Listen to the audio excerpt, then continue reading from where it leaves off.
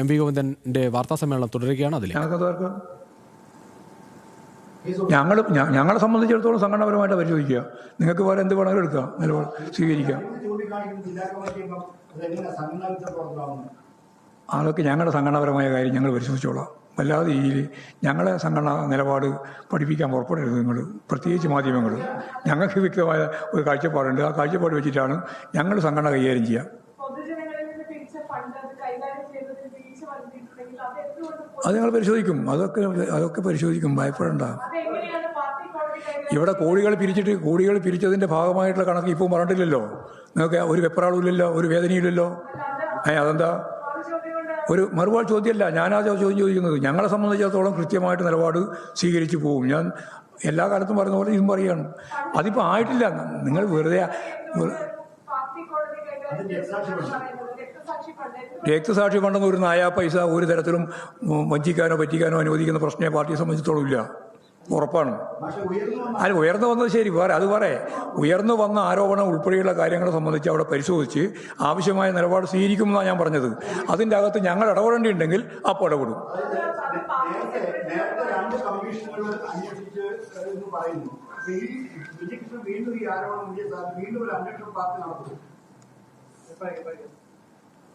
അല്ല, അതിനെല്ലാം മറുപടി പറഞ്ഞു കഴിഞ്ഞു.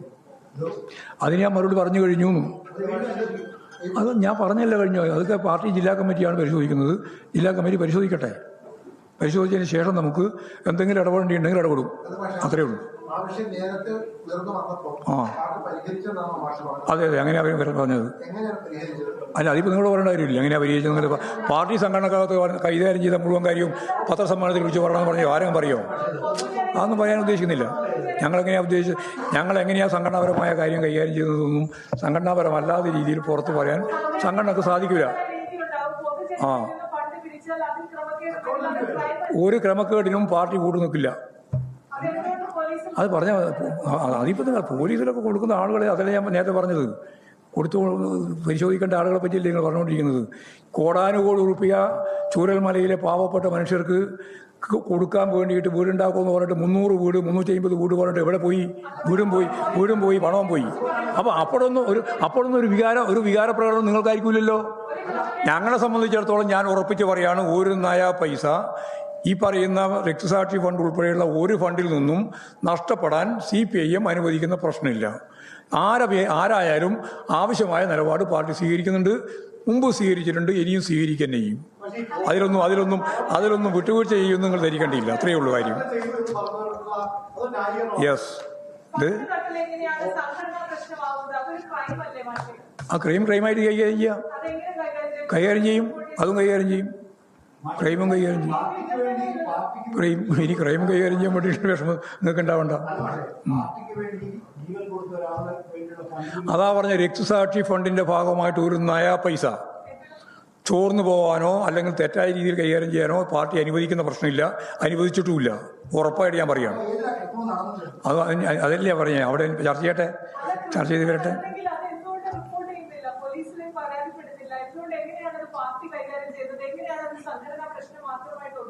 ആയിക്കോട്ടെ. അല്ല, അങ്ങനെ ആ ചോദ്യം അങ്ങനെ ചോദിച്ചുകൊണ്ടിരിക്കുക. അത്ര പറയുന്നില്ല. ഞാൻ പറഞ്ഞു പാർട്ടി എന്ന രീതിയിൽ കൈകാര്യം ചെയ്യുന്നതിൻ്റെ ഭാഗമായിട്ടാണ് ഞാൻ പറഞ്ഞത്. ബാക്കി ക്രിമിനൽ കേസും മറ്റു കേസും ഉണ്ടെങ്കിൽ അതൊക്കെ പറയാം. ഞങ്ങളെ സംബന്ധിച്ചിടത്തോളം പാർട്ടി സംഘടനാപരമായിട്ട് കൈകാര്യം ചെയ്യുക. ഞങ്ങൾ ഇന്ന് ജില്ലാ സെക്രട്ടറിയും നാളെ ജില്ലാ കമ്മിറ്റിയുണ്ട്. അത് കഴിഞ്ഞ് പാർട്ടി സംസ്ഥാന കമ്മിറ്റി ചർച്ച ചെയ്യേണ്ടുന്ന ഘട്ടം വരുമ്പോൾ ഞങ്ങളതിൽ ഇടപെടേണ്ടിയുണ്ടെങ്കിൽ ഇടപെടും. അത്രയേ ഉള്ളൂ.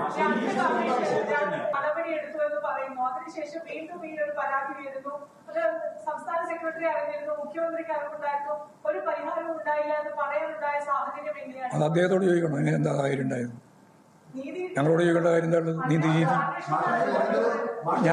ഞങ്ങൾ ഇത് സംബന്ധിച്ച് ഞാനിനി അതിൻ്റെ അപ്പുറത്ത് ഒരു കാര്യവും പറയാൻ ബാക്കിയില്ല. പാർട്ടി സംസ്ഥാന കമ്മിറ്റി ചർച്ച ചെയ്യേണ്ട വിഷയമല്ല. ജില്ലാ സെക്രട്ടേറിയറ്റും ജില്ലാ കമ്മിറ്റിയും ചർച്ച ചെയ്യേണ്ട വിഷയമാണ്. അത് രണ്ടും ചർച്ച ചെയ്തതിന് ശേഷം പാർട്ടി സംസ്ഥാന കമ്മിറ്റി ഇടപെടേണ്ടുന്ന ഘട്ടം വന്നാൽ ഞങ്ങൾ ഇടപെടുമെന്നാണ് ഞാൻ പറഞ്ഞത്. അതാണ് എല്ലാ ചോദ്യത്തിൻ്റെയും ഉത്തരം. യെസ്, അതൊക്കെ ശരിയാണ്. ഞങ്ങൾക്കറിയാം. അതെല്ലാം പറയാം. അറിയാൻ കാര്യമില്ല. നിങ്ങൾ ചോദിക്കുന്ന ചോദ്യത്തിൽ ഞാൻ മറുപടി പറഞ്ഞു. പ്രതിപക്ഷ ആരോപണമല്ല, പാർട്ടിയുടെ ജില്ലാ കമ്മിറ്റി ആയിക്കോട്ടെ ആയിക്കോട്ടെ ഈ ആരോപണം ഉന്നയിച്ചത്. ആയിക്കോട്ടെ. അദ്ദേഹം പരസ്യമായി പറയാൻ കാരണം നിങ്ങളുടെ പാർട്ടിക്കകത്ത് ജില്ലാ കമ്മിറ്റിക്കകത്ത് പറഞ്ഞിട്ട് അത് വേണ്ട രീതിയിൽ പാർട്ടി ജോലിക്കാത്തതുകൊണ്ടാണ് അദ്ദേഹം പരസ്യമായി. പാർട്ടിക്കകത്ത് പറഞ്ഞ മുഴുവൻ കാര്യം ഗൗരവപൂർവ്വം പരിഗണിച്ചിട്ടുണ്ട്, ഇനിയും പരിഗണിക്കും. അത്രയേ ഉള്ളൂ അക്കാര്യത്തിൽ. അതിലൊന്നും പരിഗണനയില്ലാതിരിക്കുന്ന ഒരു പാർട്ടി നിലപാടല്ല ഞങ്ങൾ സ്വീകരിക്കുക. മറ്റേതെങ്കിലും പാർട്ടിയെ പോലെയുമല്ല. ഞങ്ങളത് കൃത്യമായിട്ട് പരിഗണിച്ച് ആവശ്യമായ നിലപാട് സ്വീകരിച്ചു പോകുന്ന പാർട്ടിയാണ്, ഇനിയും സ്വീകരിച്ചു പോകും. അത്രയേ ഉള്ളൂ. അത് അദ്ദേഹത്തോട് ചോദിക്കേണ്ടതാണ്, വി കുഞ്ഞീഷ്ണനോട് ചോദിക്കേണ്ടതാണ്. പാർട്ടിക്കെതിരായിട്ടുള്ള നിലപാട് അദ്ദേഹം എന്തുകൊണ്ടാണ് സ്വീകരിച്ചത് എന്നുള്ളത് അദ്ദേഹത്തോടെ ചോദിച്ചാലേ മനസ്സിലാവും. മന്ത്രി സജി ചെറിയാനും എ കെ ബാലൻ നടത്തിയ പരാമർശം ഉചിതമായില്ലെന്ന് മുതിർന്ന നേതാവായ പാർട്ടി മുഹമ്മദ് ഇന്ന് മലപ്പുറത്ത് പറഞ്ഞിട്ടുണ്ട്. എന്താണ് ഈ സജി പ്രസ്താവന വിമർശിച്ചെങ്കിലും അതുണ്ടാക്കിയ ആഘാതം ചെറുതല്ല. അപ്പോൾ അതെങ്ങനെയാണ്? അല്ല, അത് ഞങ്ങൾ അത് സംബന്ധിച്ച് കൃത്യമായിട്ട് നിലപാട് സ്വീകരിച്ചിട്ടുണ്ട്. ആ സ്വീകരിച്ച് ഇത്രയേ ഉള്ളൂ. അതായത് പാർട്ടി ഇന്ത്യയിലെ മതനിരപേക്ഷ ഉള്ളടക്കത്തിന് വേണ്ടി നിലകൊള്ളുന്ന ഏറ്റവും പ്രധാനപ്പെട്ട ഇടതുപക്ഷ പാർട്ടിയാണ്. അതാണ് CPIM. വർഗീയ രീതിയിലുള്ള ഒരു പരാമർശം പാർട്ടിയുടെ ഒരു ഭാഗത്തും ഉണ്ടാവാൻ പാടില്ല. ഉണ്ടാവുന്നത് ഒരു തരത്തിലും പാർട്ടി അംഗീകരിക്കുന്നില്ല. ഈ നിലപാടാണ് പാർട്ടി പൊതുവെ സ്വീകരിക്കുന്നത്. ആ പൊതു സ്വീകാര്യത നിലനിർത്തിക്കൊണ്ട് മാത്രമേ ഇനി ഇത്തരത്തിലുള്ള പരാമർശങ്ങൾ നടത്താൻ പാടുള്ളൂ എന്ന് പാർട്ടി സംസ്ഥാന കമ്മിറ്റി കണ്ടിട്ടുണ്ട്. ഇല്ല, നടപടിയൊന്നുമില്ല. നടപടിയല്ലല്ലോ, എല്ലാറ്റിനും പരിഹരിക്കുകയല്ലേ.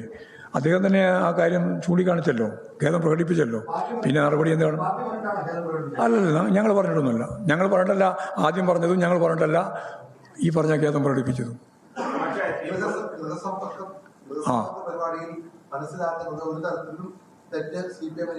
അല്ല, ഞാൻ പറഞ്ഞല്ലോ ഒരുപാട് കാര്യത്തെ പറ്റി ആവശ്യം അവർ പറഞ്ഞിട്ടുള്ള കാര്യങ്ങളെല്ലാം ഞങ്ങൾ പരിശോധിച്ച് ആവശ്യമായ തിരുത്തൽ വരുത്തും എന്നാണ് പറഞ്ഞത്. ഒരു തെറ്റുമില്ല എന്നല്ല ഞാൻ പറഞ്ഞത്. തെറ്റൊക്കെ തിരുത്തി ശരിയായ രീതിയിൽ മുന്നോട്ടേക്ക് പോകാനാണ് തീരുമാനിച്ചത്.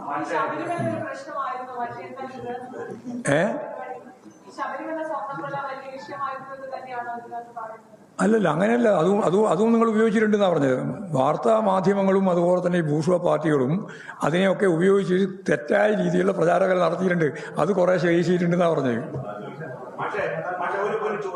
ഈ പ്രതിപക്ഷ നേതാവ് V D Satheesan Jamaat e Islami welfare party കൂട്ടുകെട്ടിൽ ഉറച്ചു നിൽക്കുന്നു. ഇക്കാര്യത്തിൽ ലീഗിനെ ഒറ്റപ്പെടുത്തി ആക്രമിക്കേണ്ട എന്ന് കഴിഞ്ഞ ദിവസം അദ്ദേഹം പറഞ്ഞു.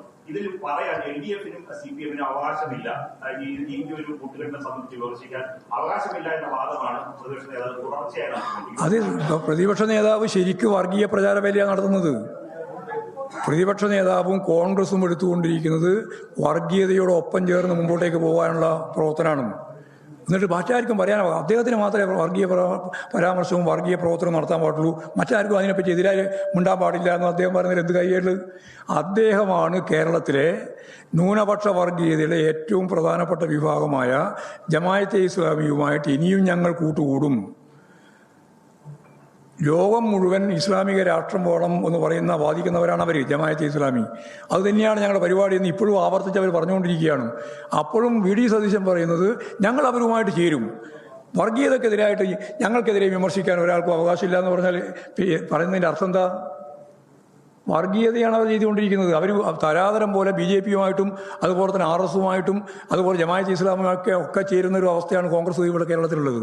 അതിൻ്റെ ഒപ്പം തന്നെയാണ് ലീഗ് ഉള്ളത്. മാറ്റിയില്ലാന്ന് അവർ തന്നെ പറഞ്ഞല്ലോ. ജമാഅത്തെ ഇസ്ലാമികാർ തന്നെ പറഞ്ഞു ഞങ്ങൾ മാറ്റിയില്ലാന്ന്. പിന്നെ എങ്ങനെയാണ് സതീശൻ മാറ്റാകുക? സതീശൻ 4 വോട്ട് കിട്ടാൻ വേണ്ടിയിട്ട് എന്ത് അവസരവാദവും നിലപാട് സ്വീകരിക്കുന്നയാളാ. അതാ കാര്യം. എന്നിട്ട് വർഗീയതക്കെതിരായിട്ട് വലിയ പ്രസംഗം നടത്തിക്കൊണ്ടിരിക്കും. മറ്റാരും പറയാൻ പാടില്ലെന്ന്, മറ്റാർക്കും പറയാൻ അവകാശമില്ല എന്നും പറയാം. പക്ഷേ KM ഷാജിയുടെ തുടർച്ചയായ വിവാദപരമായിട്ടുള്ള വർഗീയ പരാമർശം ഇതേ ചോദ്യങ്ങൾ നമ്മൾ വി ഡി സതീശനോട് ചോദിച്ചു. അദ്ദേഹം ആ ഭാഗത്തിൽ മറുപടി പറയുന്നില്ല, അത് കേട്ടതായി ശ്രദ്ധിക്കുന്നില്ല. AKGയെ പരാമർശിച്ചുകൊണ്ട് അദ്ദേഹം നടത്തിയിട്ടുള്ള പ്രസംഗമുണ്ട്. ഈ ഷാജി എന്ത് തോന്നിയാസവും പറയാൻ ഒരു മടിയില്ലാത്ത രാഷ്ട്രീയ നേതാവാന്ന് തന്നെ പറയാൻ പറ്റില്ല. തോന്നിയാസിയാണ്, എന്തും പറയും. അതിനോടൊന്നും മറുപടി പറയാൻ പറ്റില്ല. അവിടെ മറുപടി പറയാത്തത് തോന്നിയാസം തന്നെ. AKGയെ പറ്റി പറഞ്ഞതെല്ലാം തോന്നിയാസല്ല, അതിൻ്റെ അപ്പുറത്ത് എന്തെങ്കിലും പറയാനുള്ള പദം ഉണ്ടെങ്കിൽ നിങ്ങൾ ഉപയോഗിച്ചു. ശരി.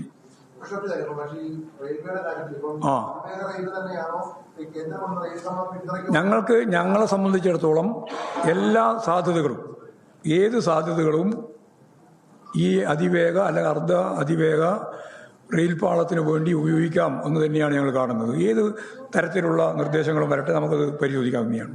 കേരളയിൽ തന്നെ അതേപോലെ തന്നെ തുടരണം. കാരണം കേന്ദ്ര ഗവൺമെൻറ് അംഗീകരിക്കുന്നില്ല, അത് വെറുതെ നിന്ന് പറഞ്ഞിട്ട് കാര്യമില്ല.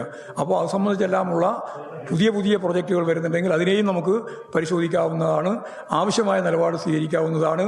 പക്ഷേ ഇപ്പോൾ തന്നെ സുധാകരനും ചെന്നിത്തലയും പറഞ്ഞു അതൊന്നും അങ്ങോട്ട് കൊണ്ടുവരാൻ പറ്റില്ല, നമ്മളെല്ലാം പൊളിച്ചു കളയും.